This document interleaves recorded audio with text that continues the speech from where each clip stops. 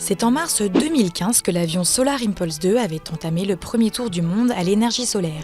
Perfectionné par rapport à la première version de l'appareil expérimental, son principal défi était de traverser les océans. Pour le relever, il a dû voler jour et nuit jusqu'à 5 jours d'affilée.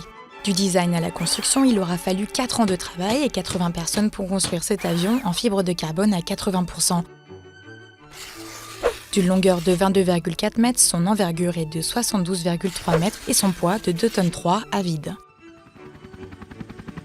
Il est propulsé par 4 moteurs électriques entraînant chacune des hélices de 4 mètres de diamètre. Ils sont alimentés par 17 000 cellules solaires, soit 270 m² de surface de cellules, un tiers de plus que sur la première version de Solar Impulse.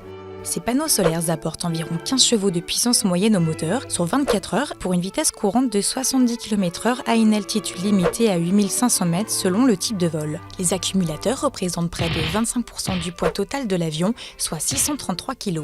Sans climatisation ni chauffage, les pilotes suisses qui se sont relayés aux commandes étaient protégés des variations de températures extrêmes dans le cockpit de 3,8 m3 par de la mousse isolante. Pour parcourir ces milliers de kilomètres autour du monde, chacun sa méthode de repos. Bertrand Piccard a pratiqué l'auto-hypnose et André Borschberg le yoga.